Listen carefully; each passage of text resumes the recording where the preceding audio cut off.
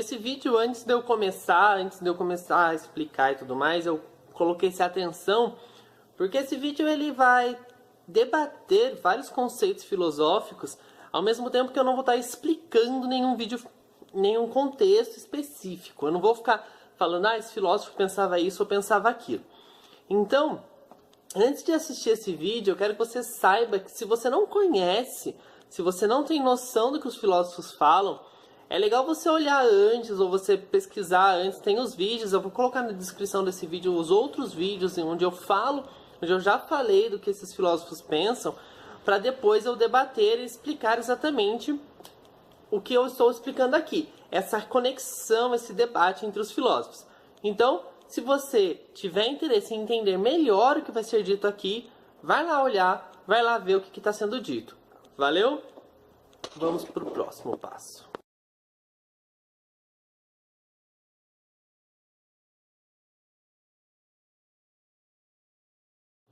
De cara eu já quero agradecer, esse vídeo, vocês viram respondendo a pedidos. Esse pedido não foi feito online, esse pedido foi feito por um aluno meu. Até coloquei a cara dele aí de sacanagem. Ele fez esse pedido pra mim, quer dizer, professor, dá pra você fazer esse vídeo, foi feito em sala de aula, né? Debatendo essas ideias e tal. Eu falei, vou tentar fazer, vou ver o que eu posso fazer. E eu consegui fazer então. Valeu, Gabriel, aí, pela ideia. E vai o vídeo que você me pediu.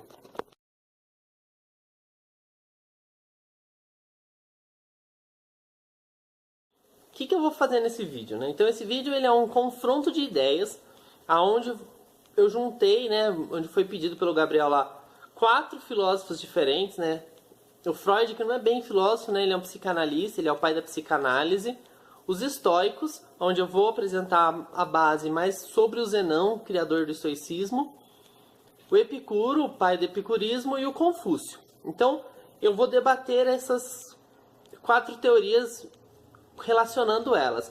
Eu vou relacionar então de forma diferente, aonde eu vou juntar primeiro o Freud com o Confúcio, o Freud com o Zenão, depois eu vou juntar o Freud com o Epicuro, vou debater a relação do Epicuro, do Zenão com o Confúcio, para daí eu debater o Confúcio com o Freud e por fim fazer esse apanhado de todas as coisas.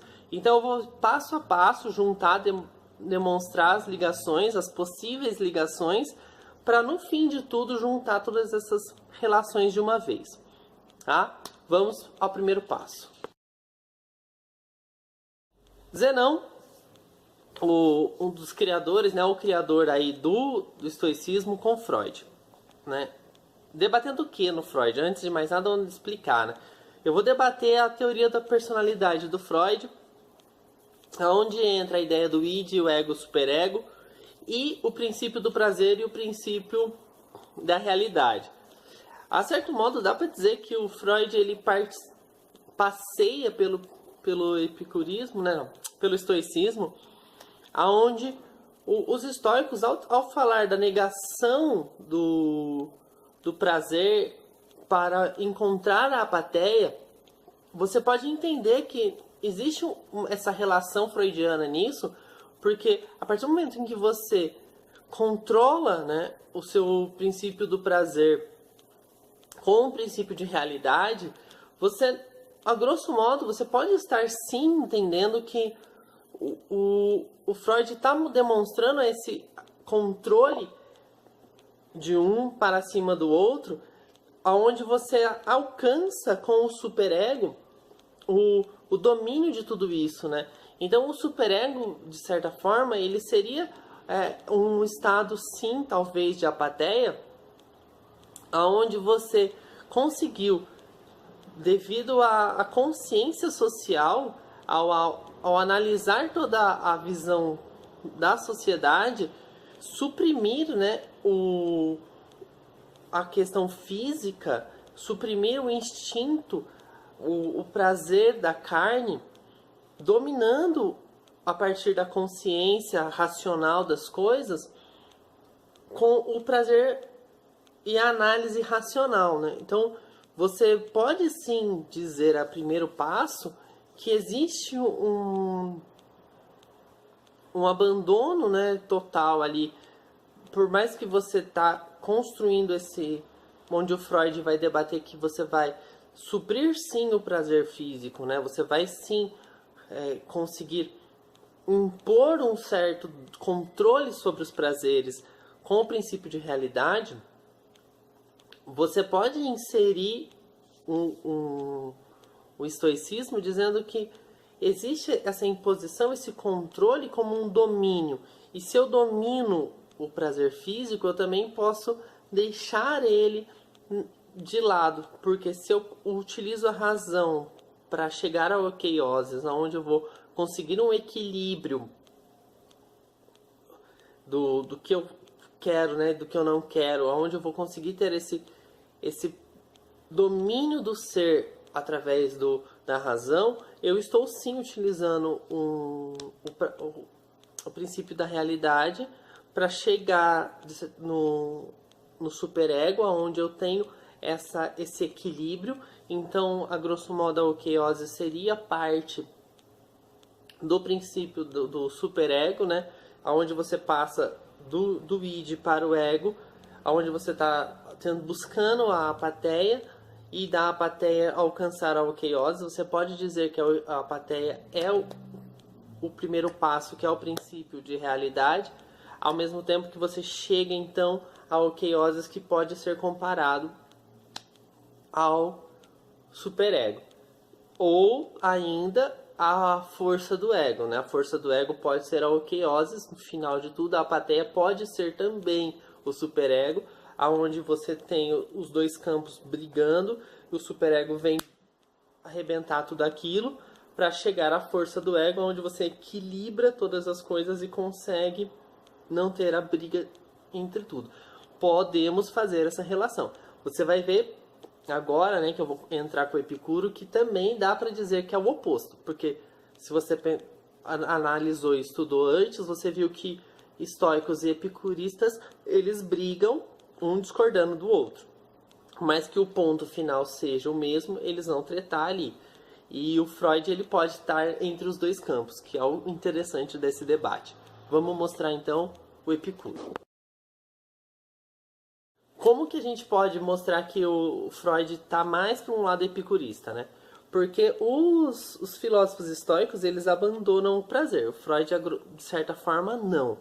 Tudo bem que o Freud, ele não vai impor exatamente assim que a gente tem que viver eternamente o prazer, né? A busca do prazer é uma relação direta à felicidade, dizendo num prazer físico, porque os epicuristas, eles defendem o prazer físico de uma forma importante, né?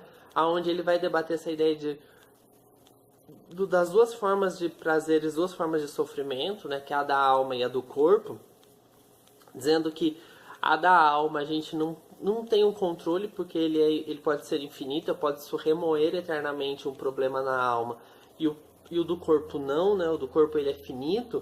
Isso tem tudo muito a ver também com o id e o ego, na relação prazer e realidade, aonde você pode alegar que a ética epicurista, ela entra exatamente no momento em que você passa a ter um domínio do id e passa a deixar o princípio de prazer de lado, controlando ele com o princípio de realidade.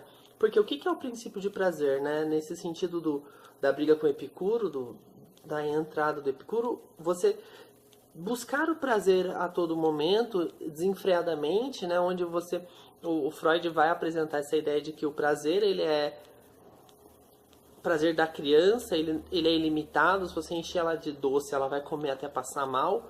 E o Epicuro, ele vai debater exatamente essa ideia quando ele entra com a ética, né? Que ele vai falar que por mais que eu busque o prazer, eu tenho que ter um controle de como eu busco o prazer, devido à questão social.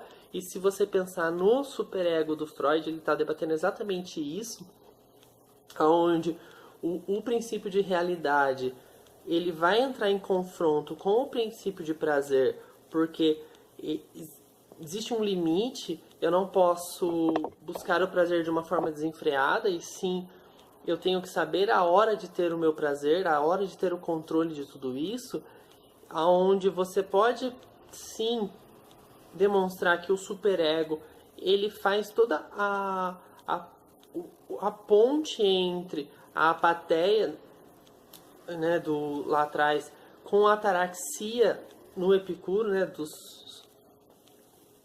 a apatheia dos estoicos com a ataraxia, aonde o superego ele é essa parte aonde você vai ter uma tranquilidade da alma, onde você está conseguindo esse equilíbrio para chegar à eudaimonia epicurista, que vem da força também, né, do ego. Então, porque o epicurista ele não abandona o prazer, do mesmo jeito que o Freud não vai especificar o prazer, que a gente também não abandona o prazer, é só um controle do prazer para uma vida melhor, uma vida social melhor, onde o superego ele constrói esse equilíbrio do individual com o social. E os epicuristas também falam disso, né? Epicuro vai falar disso. Então você tem sim essa relação, o que fica engraçado, né? Porque você pode imaginar o Freud, você pode questionar o Freud de um lado, aonde você pode apontar que você está buscando a apatheia ou a ataraxia, né? A tranquilidade da alma pode vir sim de um equilíbrio, prazer e com contraponto da aponia, né? Da ausência da dor, como ele pode vir da fuga do físico, buscando um controle do prazer. Então você tem esses dois ângulos, esses dois pontos de vista, aonde o Freud ele está sim, ele pode estar sim se utilizando de tudo isso, né? Que é muito interessante esse confronto filosófico.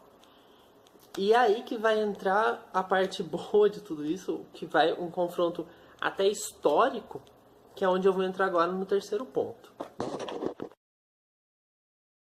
O que eu disse lá ali, né? Agora há pouco eu disse de um confronto histórico. É interessante porque os filósofos, né, estoicos, epicuristas, o próprio Epicuro, Zenão e o Confúcio, eles estão num período muito próximo, né? Eles viveram uma época histórica muito próxima. E é muito fácil perceber toda a filosofia epicurista e estoica num processo confucionista. O Confúcio, que vai dizer essa busca humana pelo homem ju, né, dizendo que a gente nunca vai chegar a ser sábio, você pode ver os dois pontos. Do mesmo jeito que eu consegui encaixar, consegue-se ver, né, a filosofia do Epicuro quanto dos estoicos no Freud, é muito mais fácil perceber ela dentro da filosofia confucionista. O Confúcio, nessa busca pelo homem ju, ele está diretamente buscando essa questão da benevolência, da justiça, da igualdade, da fraternidade, aonde você vai, ao debater a vida estoica, a vida epicurista, também fazendo isso quando você entra na ética dos dois, que está relacionado diretamente à sua busca pela felicidade, porque a vida, tanto estoica quanto epicurista, ela vai ser uma vida em busca da felicidade, o foco só é diferente, e a benevolência, ela não deixa de fugir dessa busca, né? Aonde você vai ter ali um Confúcio dizendo que o homem sábio, né, é aquele que ajuda o outro, porque o homem sábio tem uma obrigação com o próximo, e se você tem uma obrigação com o próximo, você tem que ajudar o outro a chegar a um ponto onde ele tem uma relação boa com a sociedade, a sabedoria ligada diretamente a uma sociedade melhor. E se você pensar que Epicuro, tanto quanto os estoicos, eles estão buscando uma sociedade melhor, né? Porque o indivíduo que busca um prazer moderadamente, ele também está não afligindo aos outros, não está agredindo aos outros. E para os estoicos também, né, o indivíduo que encontra a apatheia, ele também está equilibrado para com os outros, porque se ele deixa de ser dominado pelo id, deixa de ser dominado pelo corpo, pela busca pelo prazer, ele consegue não ser prejudicial a ninguém, nem a si, nem ao outro, que é uma busca da benevolência, porque o estado de okeiosis, assim como o estado de eudaimonia, ele bate diretamente com uma benevolência, né? Porque a partir do momento em que você percebe que o seu bem-estar depende do bem-estar alheio, seja um bem-estar racional ou um bem-estar equilibrado, né, da ataraxia ou da aponia, eles estão todos ligados com essa vivência social que é essencial no confucionismo, porque o Confúcio, ele diz, ele é um filósofo ético, né? Ele é um filósofo de uma ética prática, onde ele está buscando uma forma melhor de um indivíduo ao chegar num ponto de sabedoria, né, de ser um homem ju ou um homem completo, né, um homem ideal, que ele diga, para ao chegar ao nível máximo do sábio, que ele diz não existir, né, que nem ele era sábio, você consegue perceber toda essa ligação filosófica na busca ética. E a busca à felicidade também é uma busca à benevolência, né? Porque o homem bom, ele acaba sendo feliz por tornar o outro feliz e levar ao outro ao caminho correto, que é um caminho do Tao, né? No Confúcio. Então, você vê que as três filosofias, elas estão emaranhadas, né? Elas estão muito conectadas. Porque mesmo você pode pegar uma outra forma ética, que às vezes ela não vai se encaixar, né? Por mais que se você pegar uma ética socrática, ela é muito perfeita em tudo isso. Então você percebe essa conexão. Vamos juntar agora o Freud nesses três. Primeiro, eu falei que ia juntar nos três, mas primeiro é necessário juntar o Freud no Confúcio, né? Porque eu vejo a principal conexão do Freud no Confúcio é que para o Freud você tem constantemente, né, o id, o ego e o superego tretando para chegar a um controle, e esse controle se dá com a força do ego, onde o indivíduo com uma força do ego grande, ele consegue equilibrar essas três coisas, né, e se manter. Então eu vejo o sábio do Confúcio sendo o indivíduo que tem uma força do ego conectada à benevolência. Então, diretamente, o indivíduo que tem o equilíbrio é o indivíduo benevolente. Então, se você pensar que o indivíduo que tem a força do ego adequada, que é um indivíduo com um grande caráter, é um indivíduo benevolente, então ele chega a ser o sábio do Confúcio. Então, você pode relacionar automaticamente a visão confucionista com a visão freudiana, aonde o indivíduo o homem, né, o homem inicial do Confúcio é o indivíduo controlado pelo id. O homem ju, ele já é o indivíduo que passou a ter o seu princípio de realidade dominado e seu princípio seu superego, né? Seu superego bem aflorado. Então o homem ju é aquele homem que está num controle social, num superego, onde ele consegue avaliar. O homem ideal seria o homem que equilibra essas coisas, mas não chegou ainda ao máximo da benevolência. E o homem sábio é o homem que tem a força total de ego controlada, que é o equilíbrio. É o homem benevolente, sábio ao mesmo tempo. Você percebe que o mesmo processo confucionista lá, né, do século V a.C., com Freud, ele tem uma ligação muito próxima, né? Tanto que a grande defesa confucionista é a defesa da história, né? A importância do passado. Então, a gente poderia alegar que o Freud não teria escrito nada disso se o Confúcio não tivesse dito antes. O Freud é um homem muito estudado, então você consegue perceber toda essa conexão filosófica em tudo isso.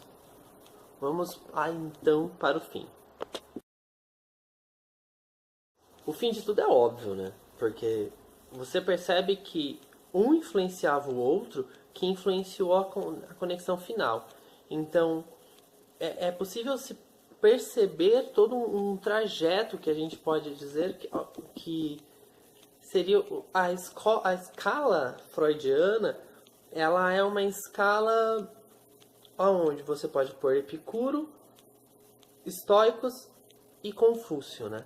Porque a sabedoria da benevolência, ela também é necessária a partir de um equilíbrio entre prazer e racionalidade.